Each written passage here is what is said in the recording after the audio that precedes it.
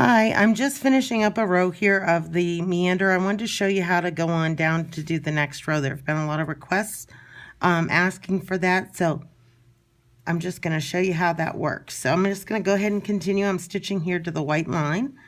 So I'm going to go ahead and just continue my row of quilting here as I go.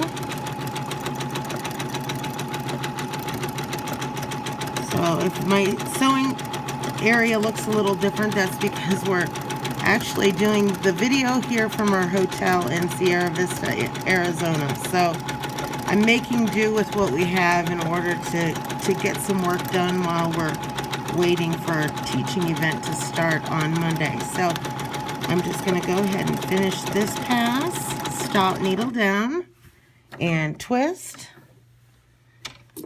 And I'm going to say that this is going to be our last pass. We're close to that. I'm not going to get another full one. And since this is just for a sample, it's nothing really important, I'm going to go ahead and just finish the last pass here. Now notice I'm keeping a good grip on my template all the way around. I want to continuously move my fingers and hold on to those little pieces in here so they don't pop up and get hung up around on the back side of my foot here. So here we are, coming to the end. And now all I'm going to do is do a quick little back stitch and stop. I'm going to go ahead and trim my threads. And the back one too. There we go. And I'm going to move on down to the next row. Now, I always usually say, you know, if you work across from right to left, you're going to want to work back the other way from left to right. And that's just to prevent you from having, you know, pulling your quilt all one direction and you kind of get your quilt off kilter. So I want to make sure that when I come down to the next row that I am doing the exact same pattern above and below.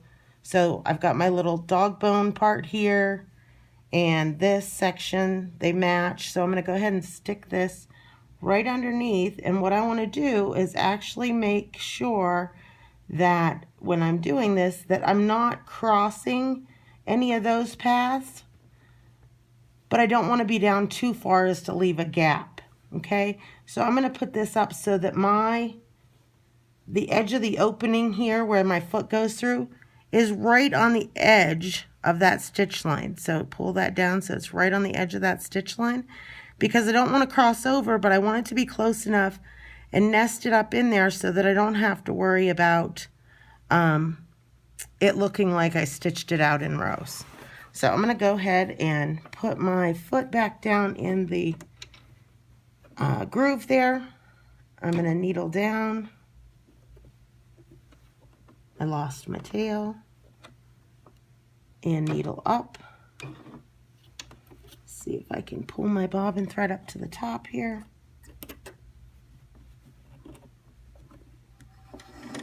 I guess I didn't have enough tail. Let's try that one more time.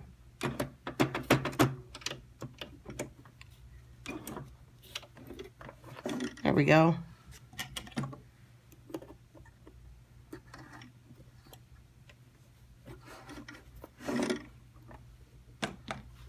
Now I just want to check again that I'm lined up where I want to be. Put my foot down in the groove there, and I'm just going to do a couple of little stitches to lock that in.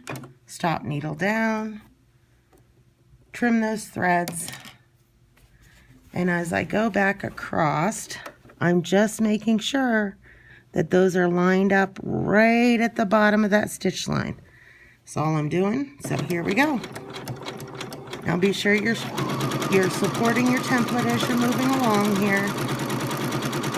And once you get the hang of it and get used to moving your fabric and your template at the same time, you'll of course move much quicker too. But until then, you know, work at a speed that's comfortable for you. Work on smaller pieces until you get used to working with the templates before you try doing a large one. Don't just jump in and you know, load a king size quilt up and get it all put together and then be discouraged because you weren't successful at quilting it. This is an awesome product. It works really, really well, especially for those of us who have struggled forever with free motion quilting. But, you know, it's not instantaneous. It does take still a little bit of getting used to it.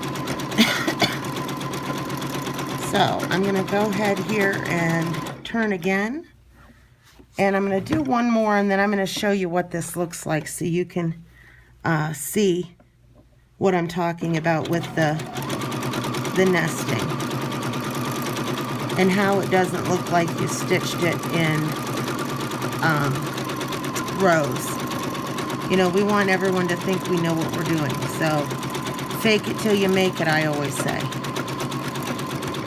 So back to the end here, stop needle down and spin. So I'm going to go ahead and turn this so you can see. See how nice that looks? Doesn't look like we stitched it in rows. It looks very natural. Look great on any quilt. Now, you can definitely use this template on a big quilt. I don't know that I would personally. I would probably go for using the larger templates, but you know, to each his own. Some people like more quilting, some people like less. You can find all these templates and on our website, which is www.cscountrystitchin.com, and you can also find a lot of different videos on YouTube. So just go to YouTube, search Country Stitchin, all one word, and you'll find our channel. So have a great day.